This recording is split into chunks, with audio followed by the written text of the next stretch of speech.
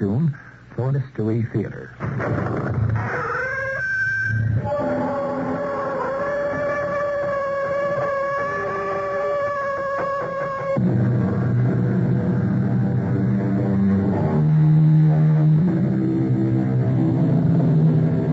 Come in. Welcome. I'm E.G. Marshall, verger of this congregation which celebrates the mysterious and the macabre.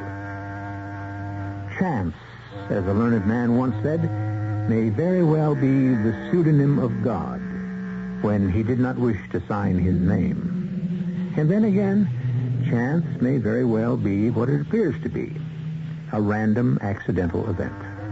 And it comes down to the old argument. Can our fate be foretold? Is our destiny signed, sealed, and delivered? Or do we have some room to maneuver? Our mystery drama, First Prize Death, was written especially for the Mystery Theater by Sam Dan and stars Norman Rose. It is sponsored in part by Allstate Insurance Companies and Contact, the 12-hour cold capsule. I'll be back shortly with Act One.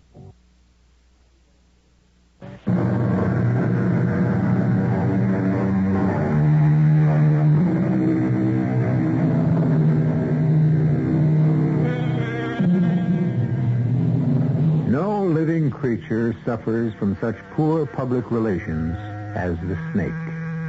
Oh, lately the shark is hated and feared, perhaps even more, but the shark at least deserves his reputation. Of course, things fell apart for the snake when he did the devil's job in the Garden of Eden. It's a pity to hear him constantly maligned, to have his name used to describe traitors, liars, and other scoundrels, especially those who insinuate their way into the victim's confidence. Well, we unfortunately cannot cure the ills of the world. We can only point out those which apply to our story.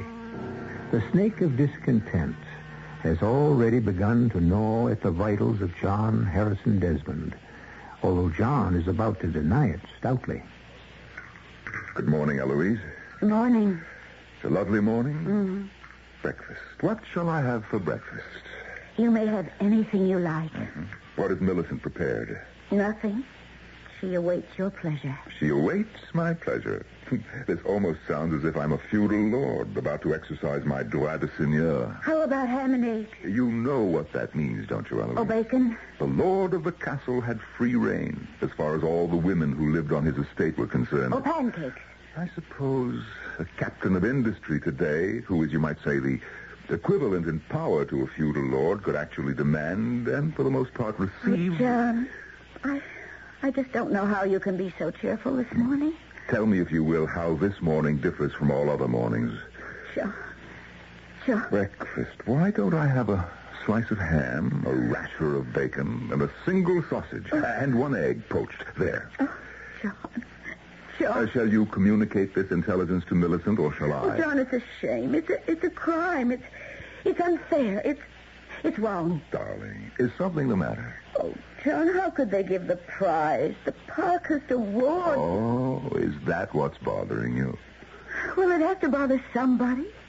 Elwood Downard is such a nincompoop. Elwood Downard is an excellent sociologist. Oh, John, next to you, the man's an illiterate. Now, darling, you must listen. Please, none of your self-sacrificing nobility. Happy is that man who, being content with his work, his wife... Oh, no, please, no more of that dime store philosophy. The next thing you'll be doing, you'll be reciting, "Let me live in a house by the side of the road and be a friend to man." I think that's an excellent attitude. I give up. You are the victim of the most flagrant political maneuvering. You know, I may also have pancakes. Well, everybody knows it. It's rather more calories than I'd originally decided to invest in breakfast, but, well, I can skip lunch. And I give up. All right, let me just say this.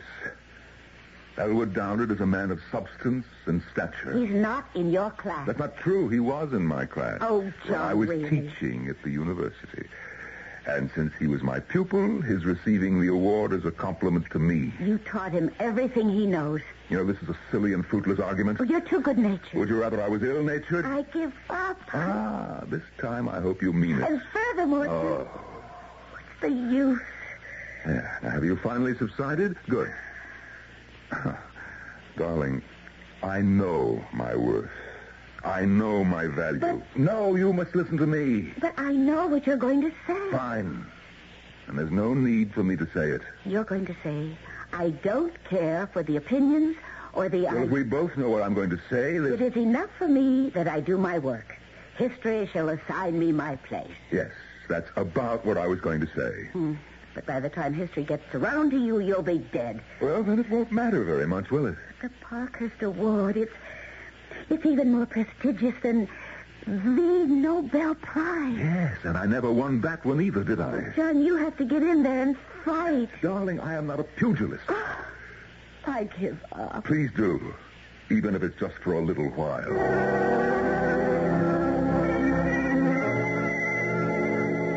Busy, John?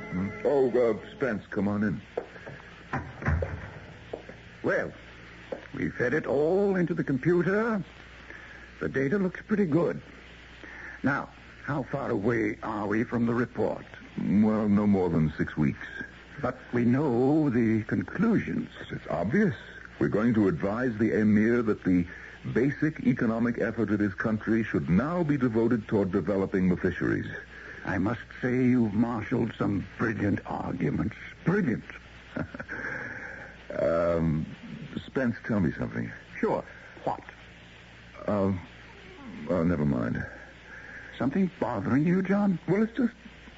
Well, you know the old saying, if you're so smart, why ain't you rich? Well, look how smart I am. Why ain't I rich? Our Sociological Advisory Institute isn't doing all that badly. No, that's not the kind of rich I mean. I don't follow you. Rich in honors. Oh. Yes. Oh. Let me put it to you this way. I've been missing out on the Nobel, and I should have made the Parkhurst this year. What do you want me to tell you? Well, after all, I wrote the definitive work on... John, what can I say? I never thought that... You never thought what? That these awards meant anything to you. I'm only human. But you always gave the impression that prizes and medals were never really important. I have forgotten more than Elwood Downard will ever know. Look, in the long run, what does it mean? You can take that magnanimous attitude, Spence. After all, you have got a Parkhurst. I'm also 10 years older than you, John, so you've got plenty of time. No. I've been pigeonholed. I've been passed over too many times. It's the younger men who'll be considered from now on. John, what does it matter? What does it matter? 50 years from now, 10 years from now, next week, will it make any difference? I am the top in my field. Nobody who really knows would dispute that. Then why have I been constantly overlooked? It simply isn't fair. No one ever said the world or life itself is fair. And there are times when virtue must be content to be its own reward. Oh, thank you. You're a great help. I never would have dreamed you felt this way. Well, now you know. Tell me something. You're saying all this in confidence, I assume. You still want to maintain your public image as a modest, self-effacing... Spencer, I have had it up to here. I have to let off steam in front of somebody or I'll blow my top. That's what wives are for. Oh, not mine. But I thought you and Eloise... If I ever spoke this way in front of Eloise, do you know what she would say? She'd say, I told you so. And then do you know what I'd do? I would strangle her with my own 2 hands. Well, you've got it bad. What are you supposed to do in this world? How do you get recognition? But, John, you've got recognition. Oh, you know the kind I mean. I don't know. I wish I could tell you, but I just don't know. Spencer, I want that Parkhurst Award. To me, it would be the culmination of my life's work. You scare me, John. You sound as if you'd be willing to sell your soul for it. I would. The problem is, The problem is I don't know who would want to buy it. They say the devil deals in that commodity. If there is such a thing as the devil, and he, she, or it is listening, I am willing to make a deal, my soul, for the Parkhurst. What's supposed to happen now? A puff of smoke and a cloud of sulfur and a sudden materializing of Lucifer himself? Yes, but obviously no such thing exists. John, don't let this thing get to you. Spence, it has gotten to me. I can't help it.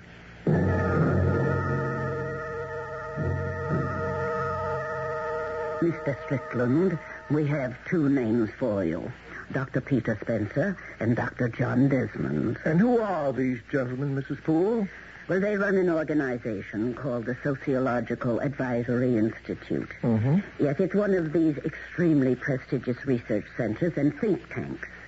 They will make the recommendation that will decide the future direction of the economy of this small country that seems to be of such interest to you. And do you have any ideas to the direction of their thinking? Oh, yes. We have an agent in their data retrieval section. Yes, it seems clear at this point that they will advise the Emir to develop a fishing industry. Oh, that's exactly what we were afraid of. That's what you paid me to find out, and now you know. We must find a way to convince the Institute to arrive at a different conclusion. My associates and I would like to know which member of the Institute will be instrumental in making the decision. In order that you may do what? In order that we may get him to change it. I am familiar with your methods, Mr. Strickland. I don't think violence can serve your purpose. Neither do I. Oh, bribery? Well, I am not sure you could buy either Dr. Spencer or Dr. Desmond with money. Again, neither do I, but surely, Mrs. Poole, you, of all people, should be aware there are many ways to buy a man, and usually money is the least important. What are you talking about? John, be reasonable. I hate his guts. That's not your image. I hate my image. It's the one you've had all your life. It's too late to change now. I refuse to go to a party that will honor Edward Downard. You'll not only go, you'll give it. You'll be the host. Well, that'll be the day. The day. The day will be a week from next Wednesday. If you think that He's your old student, and you're happy for him, and so you're holding this reception. No, never. Then count on this. You'll never get the Parkhurst.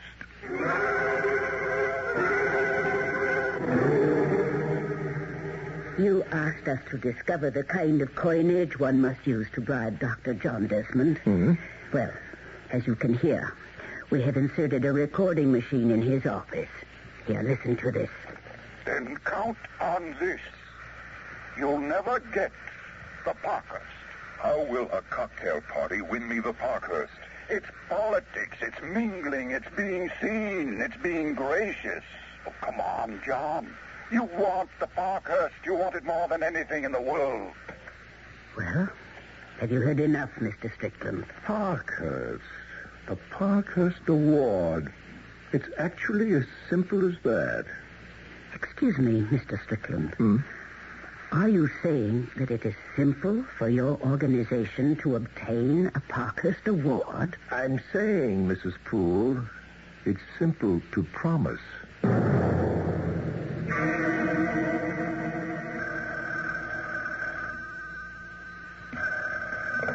Yes. Who? Well, does he have an appointment? No, I can't see anyone today. Besides, what is there that I could do for him? He says he was advised to call on me by Dr. Elwood Downard. Well, I suppose so. Send him in. Now, why would Downard send anyone to see me? Dr. Desmond? Yes, come in, please. Thank you. Have a chair. Now, sir, your name is Everett Strickland? Correct. What may I do for you? For starters, do not advise the Emir of Rashal to develop a fishing industry. What?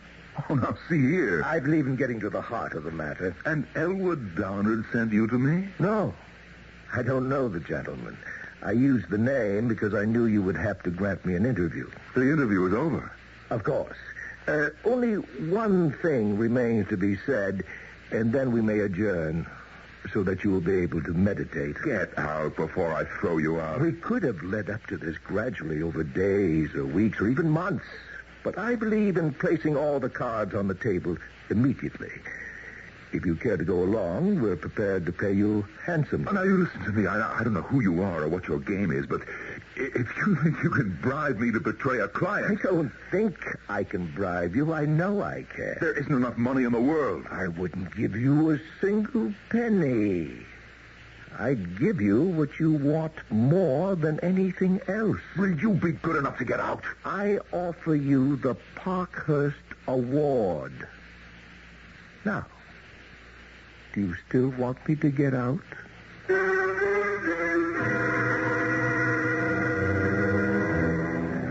A man of few words, this Mr. Everett Strickland, but every one carefully chosen, like a precious stone. And further, like a precious stone, each is highly polished. I offer you the Parkhurst Award. 6 words that shine like 6 gems. And does Dr. Desmond buy? You should know by now that you don't find out things like that until we arrive at the second act.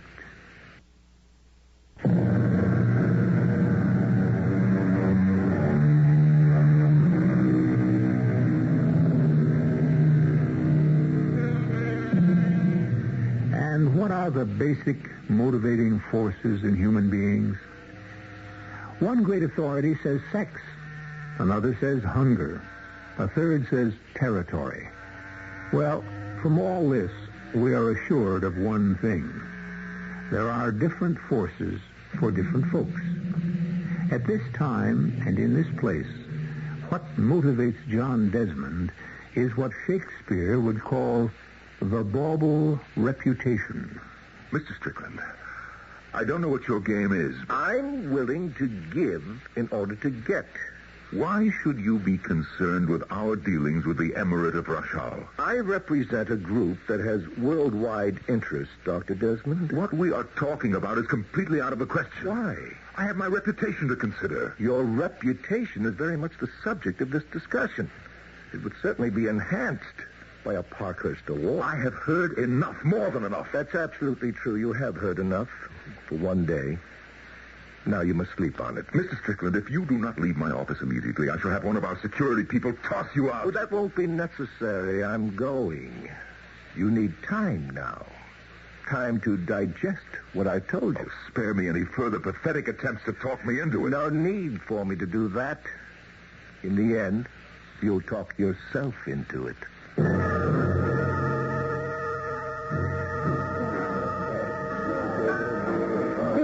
Should have been for you, John.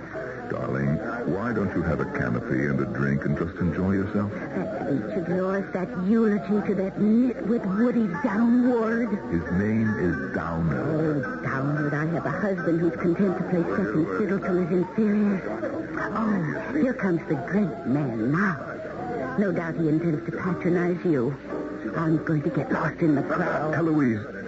Oh, well. John? Oh, yes, Elwood. Thank you for this very cordial affair. It was my pleasure, Elwood. There's a plan afoot to establish a series of seminars to be held in Washington, the Elwood Downard Research Series. It would be attended by top people in government and education. The Elwood Downard Research Series. Mm-hmm. Of course, my name guarantees the success of the project. Oh, yes, I'm sure. I'm assembling a panel to run the thing, and I may have an opening for you. An opening? You could do yourself a lot of good, John. Actually, being on my faculty would be quite a boost for you. Yes, it would. It'll prove that you're back in the mainstream. I never thought that I left it. Well, of course not, John. It's just that there seems to be an impression that, will you think about it? Thank you, Elwood. Yes, I'll think about it.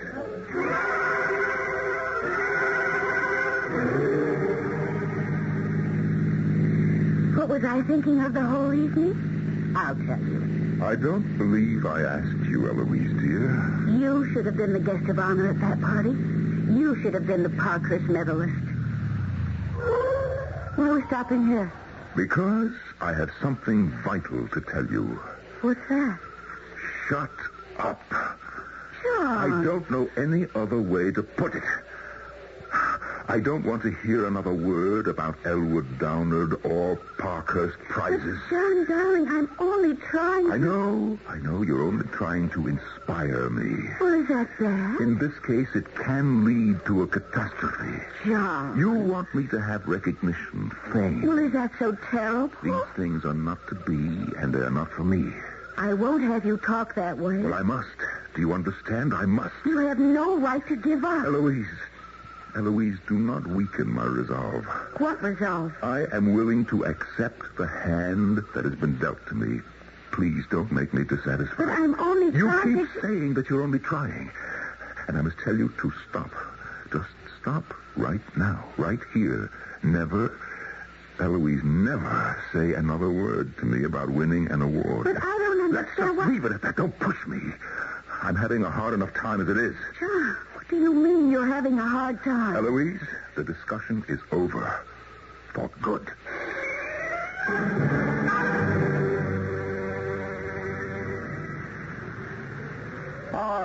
Good morning, Dr. Desmond.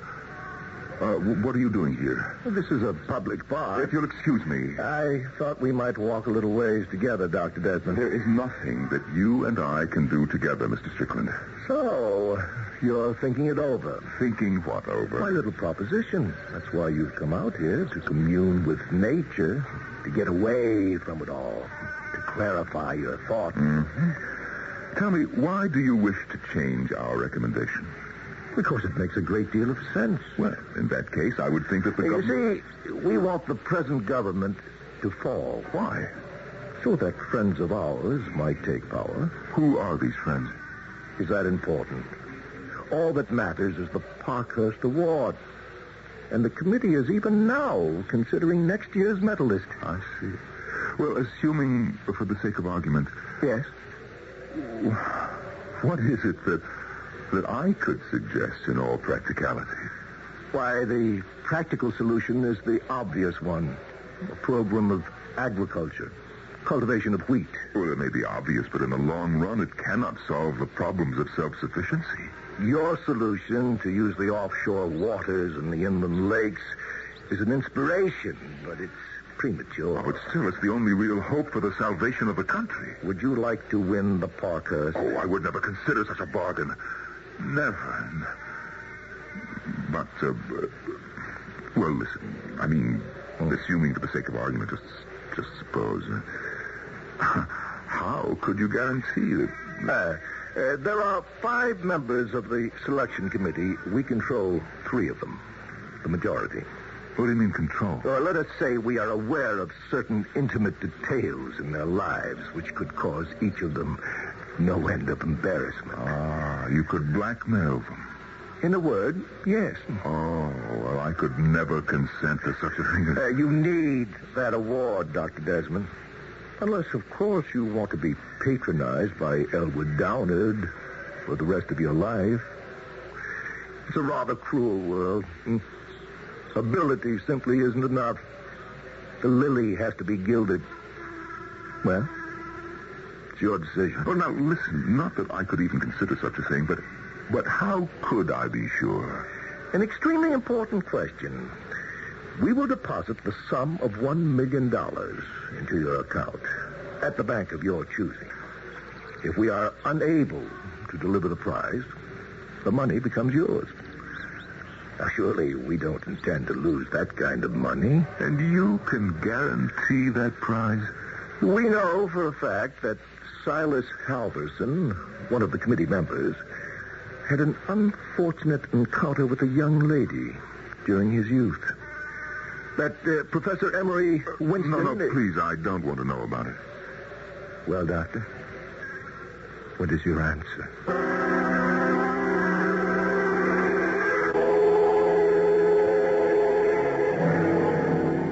we may be back to ground zero on this project, Spencer. We may have to shift the entire direction of our recommendation. Why? Well, because other factors have suddenly...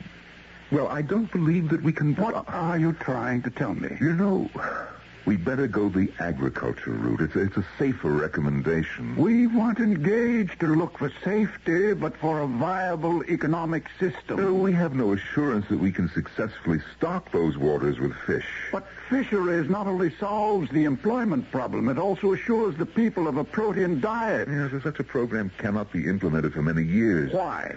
Well, because there's a worldwide pollution problem. Until an international effort is made to clean up the seas... But agriculture... John, so much of their land is desert. Yes. Well, we'll propose an irrigation system. I'll have the top agricultural authority set to devise... No. What do you mean, no? This is exactly where we were a year ago. You were the one who came up with a plan that completely demolished the entire agricultural concept. I have had a chance to allow it to simmer. It's the real way to go. Let agriculture develop slowly, but let the major expenditure of money go toward the creation of a fishing industry. It won't work. You're serious? Of course. Okay. Now tell me the truth. What's behind this change of heart? A reevaluation of all the pertinent data. My foot. Who got to you, John? Oh, look, I'm afraid I don't know what you're talking about. And I'm afraid you do. I won't even dignify that accusation with an answer. I'm aware of the political cross-currents in that country. I am completely above the political implications. The oil is disappearing. The Emir has to invest in a new kind of economy. There are those who insist on agriculture. And they happen to be right. That's not true, and you know it. Now, why would I be influenced by anything other than my professional judgment? I don't know. You tell me. Spence, I thought it over, and I honestly believe that... you? Well, I prefer your original solution, your daring, innovative solution. But it's And as the senior partner here, I have final say. Even if I'm convinced... John, we owe our client the truth. And the report we will ultimately deliver is the one that is concerned with the truth. You cannot pull rank on me, Spencer. Don't force my hand, John. I'll submit an independent set of conclusions to the Emir. Then in that case, I'll pull more than rank. I'll pull prestige. I'll flaunt my Parkhurst Award. You don't have one, remember? And I'll tell you what else I'll do. I'll hire Elwood Downard to put his name on the report. Another Parkhurst medalist. You couldn't do a thing like that. Don't force me. And, of course, Downard will get all the credit for the fisheries idea. Anyone who may have thought he lucked into the prize before will now admit he's a genuine genius. But, Spencer, I am sincerely convinced you're not. that... Somebody got to you. Who and how, I don't want to know. But I'll save you in spite of yourself.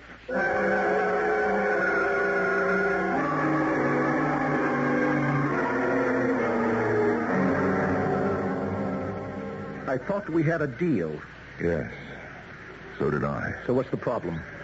It's not a what. It's a who. Yes? Tell me about him. My associate. Yes? Well, he won't change the report. Why not? He likes the original concept better. Well, can't you convince him? No. You're sure? Dr. Spencer is a very stubborn man.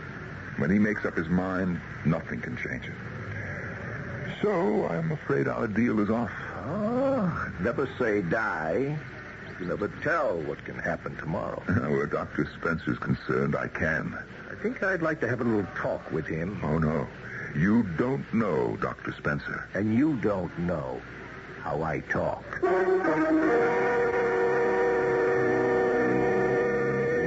How does he talk? So far, he always seems to have what everybody wants. He has no trouble selling his programs. A most persuasive man is this Mr. Everett Strickland. But what has he to offer Dr. Spencer? We shall find out when I return in just a few moments with Act 3.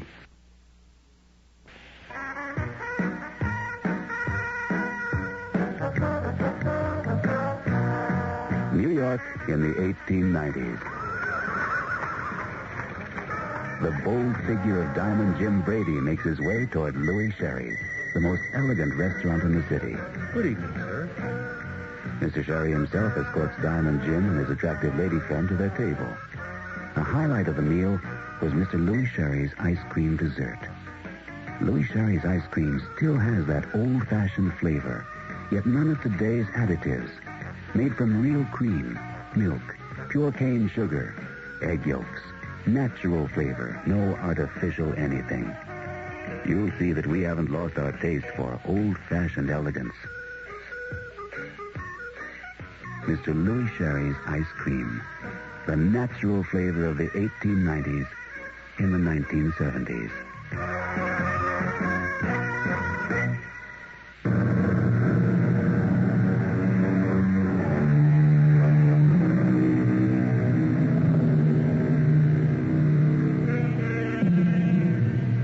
Every man, they say, has his price.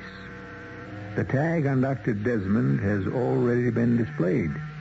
It is a prestigious Parkhurst Award. Now it has become necessary to buy Dr. Spencer. How much does he go for in the marketplace? Well, Mrs. Poole, what can you tell me? Nothing, I'm afraid. I can't believe that. Oh, why not? Every man has an Achilles heel. He has to be vulnerable somewhere. Ordinarily, I would agree. But Dr. Spencer is evidently the exception to prove the rule. What does he want? He's satisfied with what he has. What does he want to keep hidden? I tell you, he has absolutely no vulnerability. Then perhaps another method of handling the doctor is indicated. I'm sure of it. I shall return your guarantee, Mr. Strickland. Why? Because I cannot keep my part of the bargain. Why not? Dr. Spencer's mind is made up. That's true. He has me effectively blocked from presenting a different report. That's true, too. Well, then, what are you saying? I'm saying that we shall endeavor to unblock the good doctor. How? How do you think? Well, I haven't the faintest idea. Oh, yes, you do. You foresaw this moment from the split second you decided to accept my offer. Oh, which moment? The moment in which you would know that Spencer has to be killed. Oh, no. Did you actually think Spencer would allow a 180-degree turnaround? I had every confidence in my ability to convince him. Play with the truth if you will, Dr. Desmond. Lie to yourself if you must. Do whatever is necessary to placate your conscience. But please, respect my intelligence. Well, I won't stand for murder. You will eventually. The deal is definitely off. You'll talk yourself into it eventually. Oh, no, never. You may have lost your freedom of operation. I don't understand. You may have to kill Spencer. I may have to kill him. Are you mad? In self-defense. I can't believe that I'm having this conversation. Spencer isn't threatening my life. In a very real sense, he is. Listen to this tape. What's behind this change of heart? Well, that's Spencer. Where did you... It's a tape of the conversation you held with Dr. Spencer in your office. How did you ever get that? We have your entire conversation. But listen to this very illuminating line. Somebody got to you, John. Who and how, I do not wish to know. But I'll save you in spite of yourself. Now, consider the implications of that statement. Dr. Spencer questions your integrity. He's convinced you've been bought off. He's convinced of no such thing. If you like to whistle in the dark, go ahead. But the partnership of Spencer and Desmond is coming to an end. And you know it. And soon everyone will know that Spencer threw you out. That's not true. It's... Now or later, Dr. Desmond? Now or later what? When do you intend to accept reality and see what it is that you must do? Oh, I could never agree to murder, to the killing of anyone. Go ahead. Tell yourself. For any reason. That's a noble sentiment. At any time. Once again, take a while. As long as you need to talk yourself into it. How's that final chapter of the report coming, John? Well, I'm working on it. I'm sorry. We had those words. Well, Spencer, it was just a review of the facts of life. What facts? Oh, there's an old Civil War saying, them as has gets. Meaning what? Meaning it's not what's in the brain, it's decorations on the chest. I see. The fact is that I know more than you and Downard put together. But what do brains have to do with it? You have the credentials, and that's enough to put me in my place. I never realized that credit, honors, prestige mean so much to you. You mean you never thought that I was human? I'm sorry, John. So am I, Spence. So am I. How sorry, you'll never know.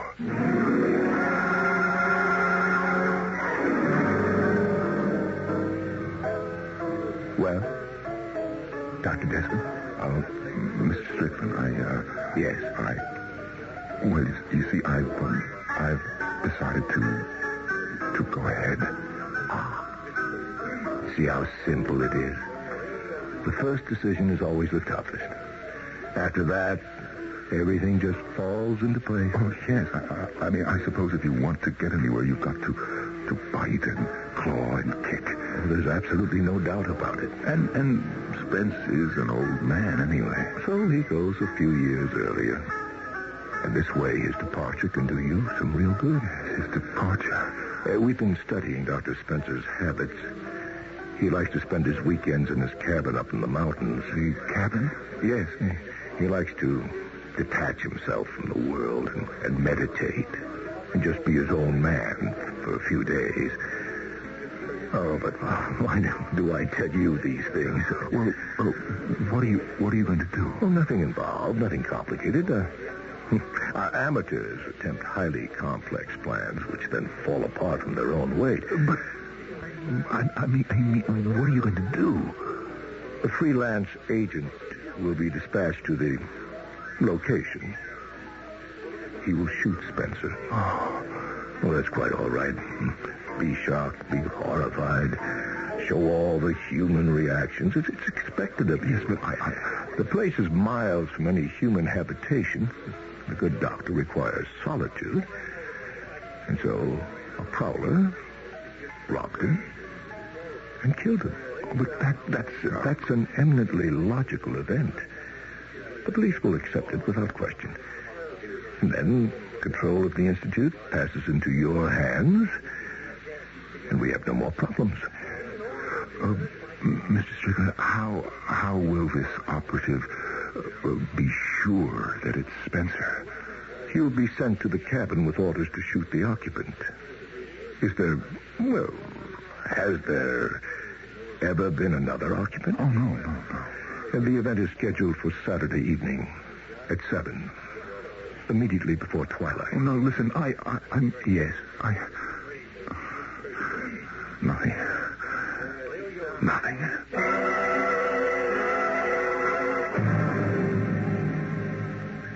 Eloise, what time is it? 3 o'clock. John, what's the trouble? Nothing.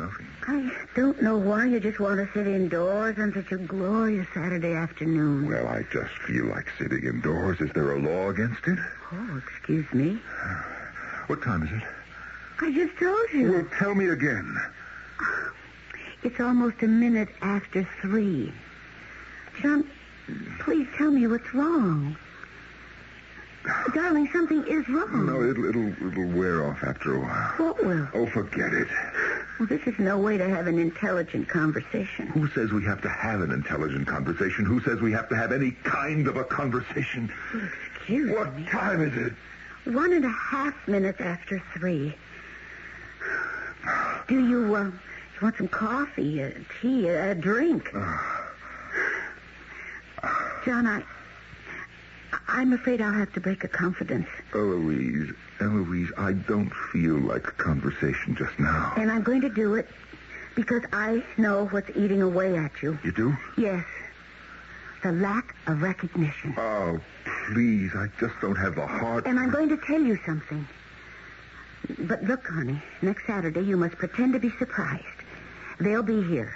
And it'll be a kind of a A testimonial. Eloise, I don't feel Spencer and Elwood Downard. Elwood Downard here? Why? Your friends all got together. They felt the rest of the world should know what was no secret among your colleagues, that you are really the trailblazer, the pathfinder. What are you talking about? So, releases have already been prepared for the press, and everybody will recount how much he owes you. In other words, to put it this way, they will all admit you are Big Daddy. Oh, I don't believe and for some reason, you've been overlooked. And that bothers people like Downard and Dr. Spencer, and they want to set the record straight. That's what next Saturday night's affair is going to be all about. That isn't so. You know how Elwood patronized me at the dinner we gave for him. Well, he called me later. He apologized. He said he didn't realize it could be interpreted that way. All he wanted to do was help call attention to it. Good Lord. Oh, good Lord. What time is it? It's now 3:05. Spencer, did he leave for the cabin yet? John, I don't understand. What are you doing? Who are you calling? He has got to be home. He just has got to be home. Oh, Spencer. Spencer. Answer it, Spence. Please be home. John. Answer it. John, you're not well. I know it. He isn't home. Of course he isn't home. You know perfectly well he's never home on Saturday afternoon. I have to talk to him. We'll call him in the country. How can I call him in the country? He has no telephone. John, if you spill the beans about next Saturday night, I'll never forgive you as long as I live. Now, listen, I'll have to go up there. I'll just have to go up there. Where? It's the only thing that I can do now. I can't do anything else. John, where are you going? John!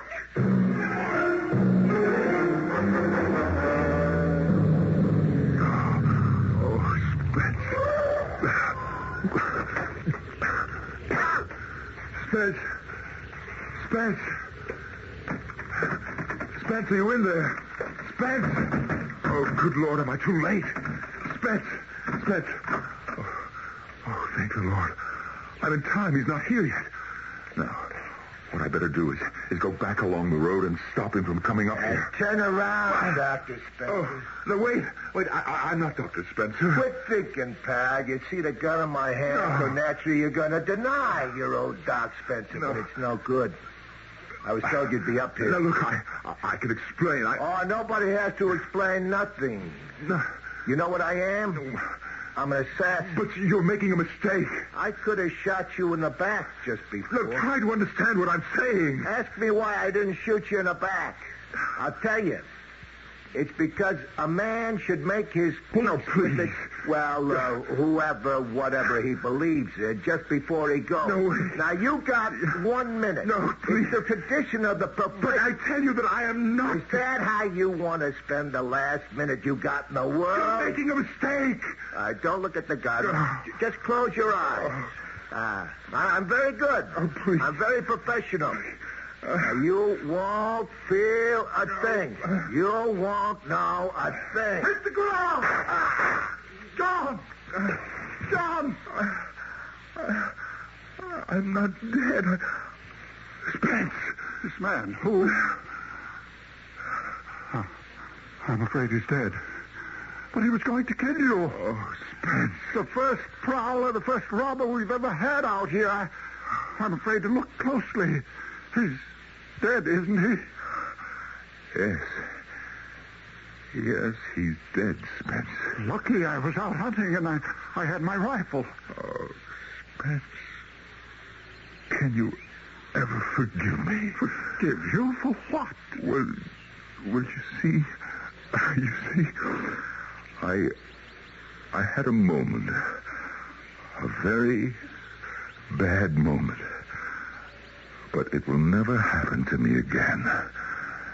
No, never again.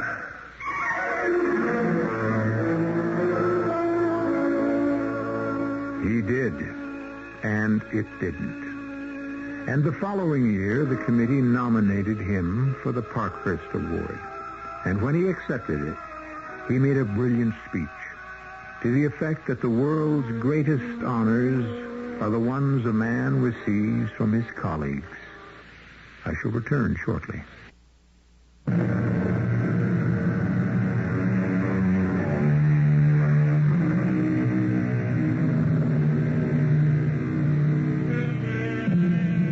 It's a thin veneer, this coating we have of civilization, and sometimes it can be rubbed off quite suddenly.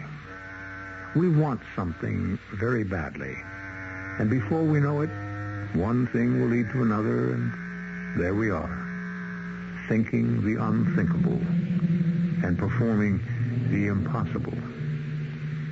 Well, those are two good words to describe our doings here 7 times each week.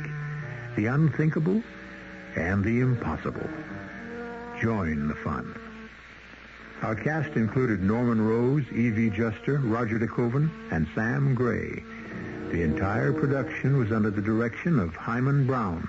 Radio Mystery Theater was sponsored in part by Buick Motor Division and Anheuser-Busch Incorporated, Brewers of Budweiser.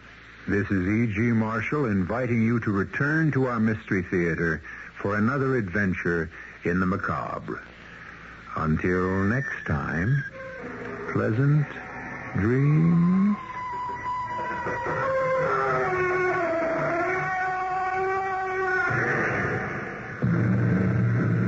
Tonight's Mystery Theater was also brought to you in part by ShopRite Supermarkets, where you get a lot more for a little less.